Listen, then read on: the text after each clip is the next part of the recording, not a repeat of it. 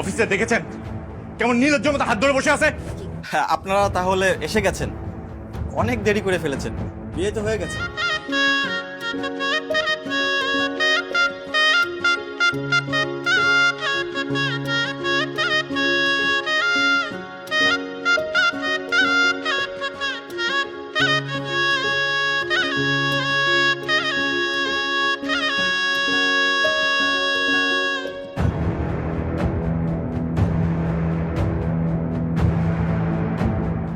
অফিসে দেখেছেন কেমন নির্লজ্জের মতো হাত ধরে বসে আছে? ও হ্যাঁ, আপনারা তাহলে এসে গেছেন, অনেক দেরি করে ফেলেছেন, বিয়ে তো হয়ে গেছে। বিয়ে হয়ে গেছে মানে? এটা কি বলছেন আব্বা? এটা আপনি কি করলেন? আমরা আসা পর্যন্ত অপেক্ষা করলেন না? আপনি ওনাকে ডিভোর্স দিয়ে দেন আব্বা। আমার মান সম্মান কিছু থাকবে না, আমি কাউকে মুখ দেখাতে পারবো না, আপনার বৌমা আমার সাথে সংসার করবে না।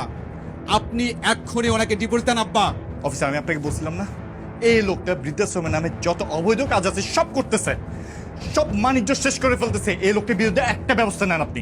আপনি থামুন মুরব্বী, একটু ঘটনাটা খুলে বলুন তো, আপনারা বিয়ে করলেন কেন? দেখুন অফিসার, আপনার প্রশ্নের উত্তর আমি দেব, তবে আমার একটা প্রশ্নের উত্তর দিন তো, যে বৃদ্ধ বাবা মাকে বৃদ্ধাশ্রমে পাঠালে যখন সমাজে মাথা কাটা যায় না, তখন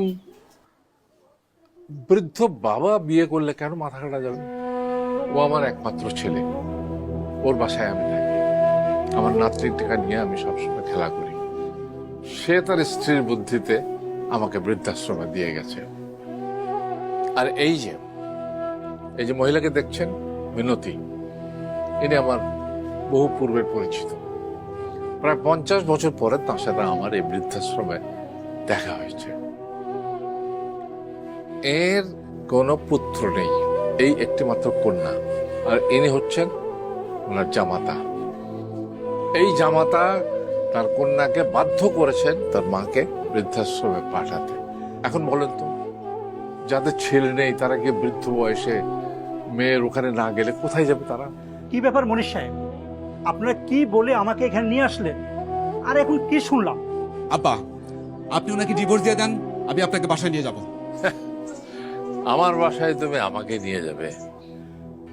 ওই বাসাতে আমি তোমাকে সেই ছোট্টবেলা থেকে বড় করেছি, বুঝলেন অফিসার? আমার এই ছেলেটা ভীষণ ভীতু, খুব ভয় পায়, সে একা থাকতে ভয় পায়, আর যখনই ভয় পায় সে আমাকে জড়িয়ে ধরত। আর সেই ছেলে কিনা আমাকে বৃদ্ধাশ্রমে দিয়ে গেছে। তুমি তোমার আম্মাকে বলো এই লোকটাকে ডিভোর্স দিতে। যদি না দে আমি তোমাকে ডিভোর্স দিব। আমি পারবো না, আমি বলতে পারবো না কাউকে কিছু। আমি যেহেতু আমার মাকে নিজের কাছে আশ্রয় দিতে পারিনি, সেহেতু তাকে ডিভোর্স দিতেও বলতে পারবো না আমি। তোকে বলতে হবে না রে মা, আমরা বিয়ে করিনি।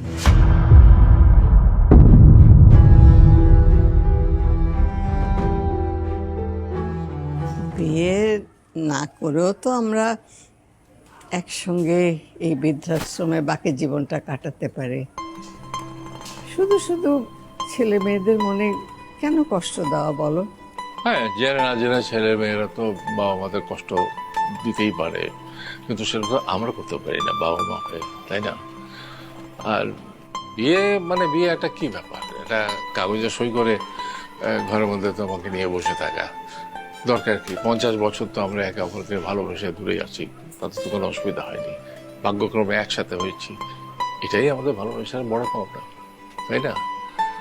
যদি আবার কোনো এক জন্মে আসতে পারি তাহলে আবার আমরা একসাথে হবো না? সেই জন্মেও আমি তোমাকেই চাই। আমিও। আপনারা বিয়ে করেন নাই? না, আমরা বিয়ে করিনি। সন্তান বাবা মার কথা না ভেবে একটা ভুল করতে পারে, কিন্তু তাই বলে বাবা মা কোনোদিন সন্তানের মনে কষ্ট দেওয়ার জন্য এরকম কাজ করে না। পৃথিবীর কোনো বাবা মাই চায় না যে তার সন্তান অপমানিত হোক। আমরাও চাই না যে আমাদের কারণে আমাদের সন্তানরা অপমানিত হোক। জেনে শুনে ভুল করার বয়স আমরা অনেক আগে পার করে এসেছি। বাবা মারা কখনো অপমানের কারণ হয় না। বাবা মারা যে কত বড় সম্পদ, যাদের বাবা মা নেয় তারাই বুঝে।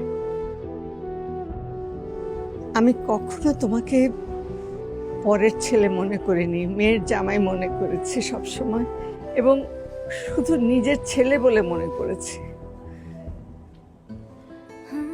তুমি সব সময় আমার মেয়েটির সঙ্গে খারাপ ব্যবহার করো। ওকে অনেক আদর দিয়ে বড় করেছিলাম আমরা। আমাদের সেই নারী ছেঁড়া ধন, সেই মেয়ের সঙ্গে তুমি এত দুর্ব্যবহার করো। আমি তারপরেও তোমাকে কোনোদিন কিছু বলিনি। আমি বৃদ্ধাশ্রমে চলে এসেছি।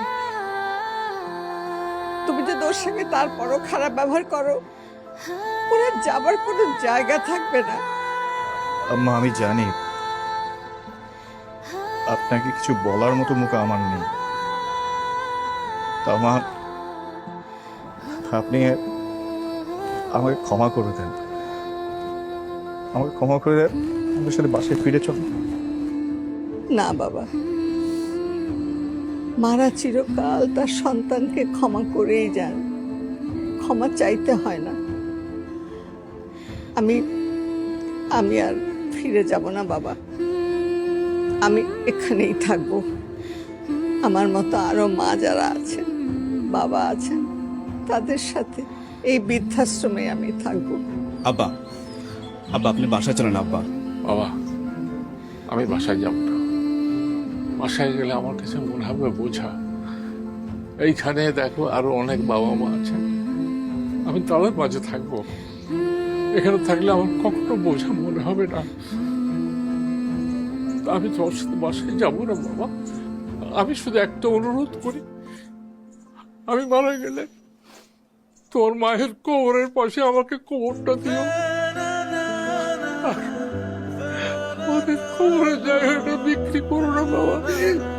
না আব্বা, আব্বা ওই জায়গায় বিক্রি করবো না আব্বা।